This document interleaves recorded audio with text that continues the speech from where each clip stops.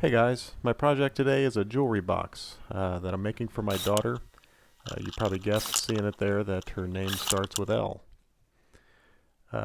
First I'm cutting some walnut stock, just preparing it, squaring it off, joining it, and then I'm going to rip it down to 3/8 on the table saw. I couldn't live without my joiner. Pretty much all of my wood comes off of my sawmill. If you've seen my other videos, you know I have a sawmill. I haven't bought lumber in 10 years, and anyone who's worked with rough lumber knows you've got to have a joiner.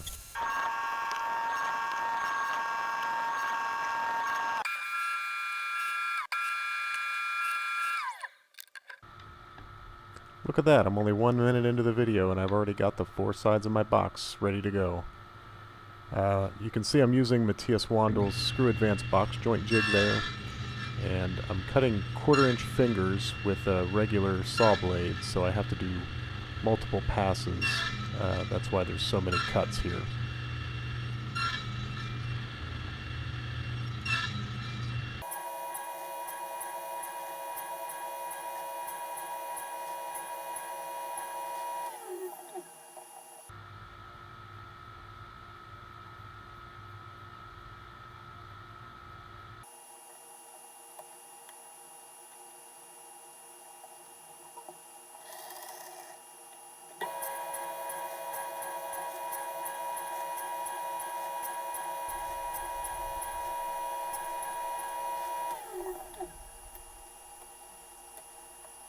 And those fit well.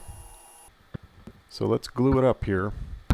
You can see there I'm using a jig to glue my box. I use that a lot in this video, and for making small boxes, a jig like that is really quite helpful.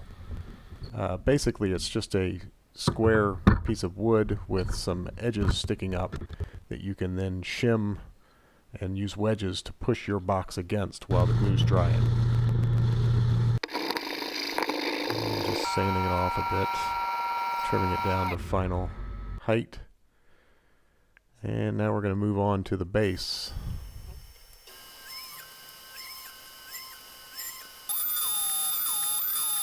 Cutting 4 pieces for the edges and putting a chamfer on. And there I'm using my Incra table saw sled, which is quite nice, very accurate.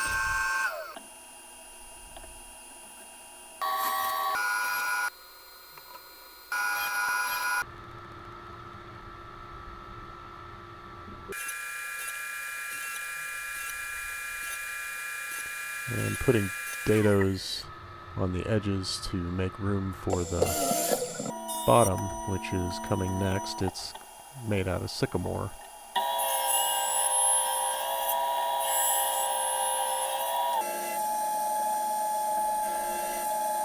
Just running it on the sander to get it to the proper thickness.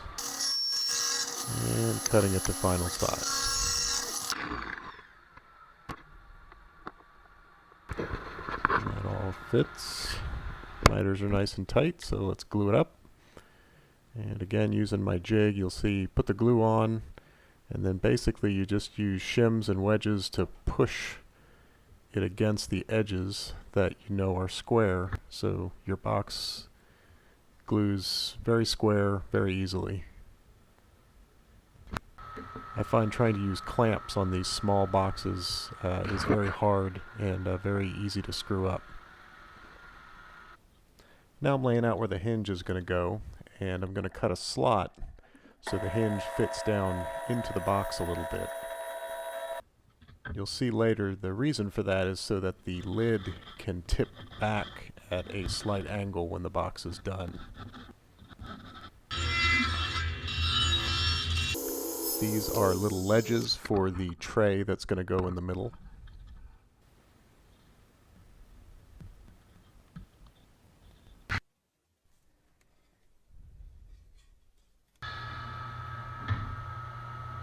I didn't have a piece of maple with the curl in it that was wide enough for my top, so I'm taking 2 pieces and gluing them up like a book match.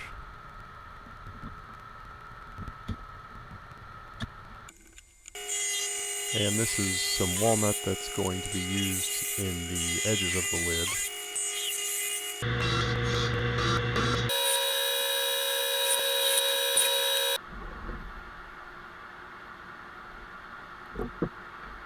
Here's kind of a neat trick. I'm using this sled to cut grooves into the miters to make room for splines to reinforce the miter joints.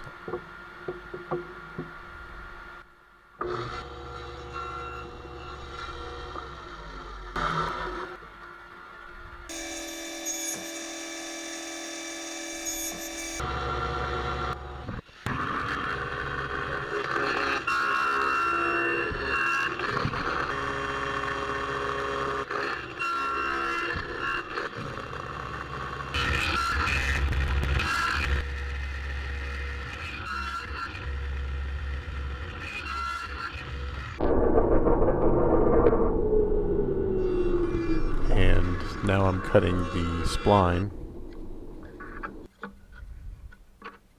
Got it to the right thickness, now I just need the right width.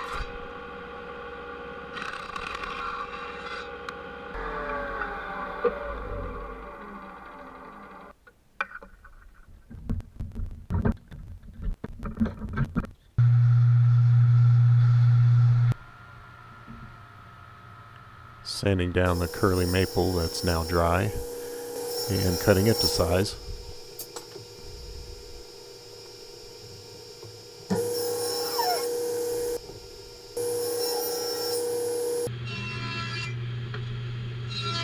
And now I'm making a groove on all four sides of the maple piece. You'll see why in a second.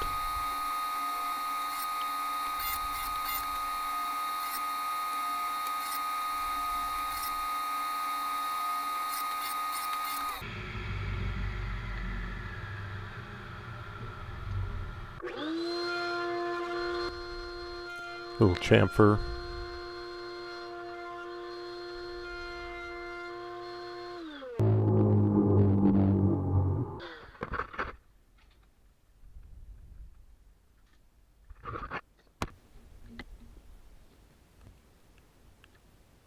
And here's our lid. Using my box gluing jig again. The tiger maple's okay, but it needs more. I hadn't originally planned on doing the inlay, but it made a nice touch. Here I'm adding 3/16 to all sides of the letter to make room for the follower on my router inlay set. You'll see in a minute. Just cutting it out on the scroll saw. And there's my pattern. Now just doing some layout to make sure I put the L in the right place. Little hot glue. And we're ready for the router. So my router has a follower on it that's going to follow the edges of that template, and you'll see in just a second leave the L that I originally drew. Now I've hot glued a piece of walnut, same procedure, but I take the outer bearing of the follower off. So now, rather than cutting the cavity, it leaves the piece of wood that fits into the cavity.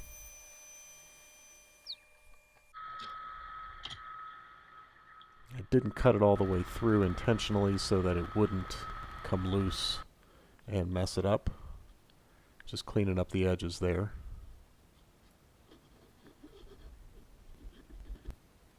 A little filing, and we're ready for glue.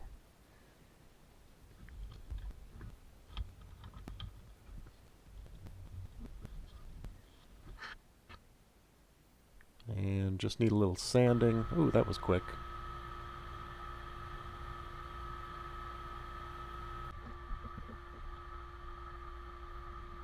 Cutting off my splines and The lid is ready for glue, but I didn't video gluing it up for some reason. Using a card scraper to clean up the miters. And that little piece that I cut out of the box I'm going to now glue to the lid.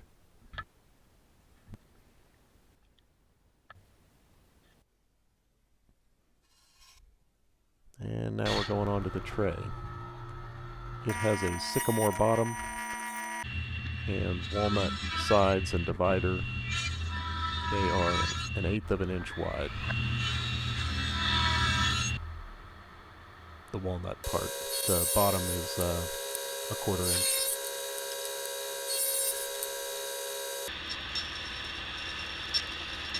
Just cutting them to length and then gluing them up. Surprise, surprise, in my little glue jig.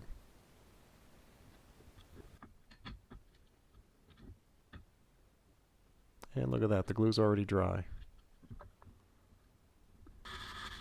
Just needs a little sanding.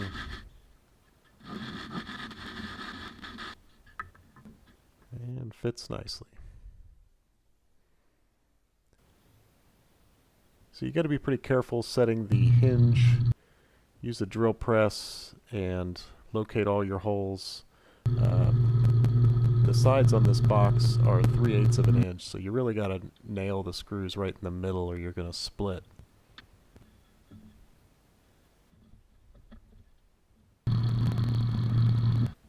So now you can see having the hinge set down into the box and the lid having the extra piece glued on allows the lid to lean back when it's opened.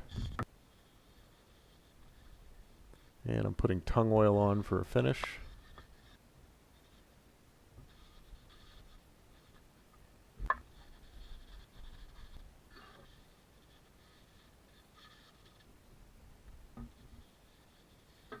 I really like the way the lid came out.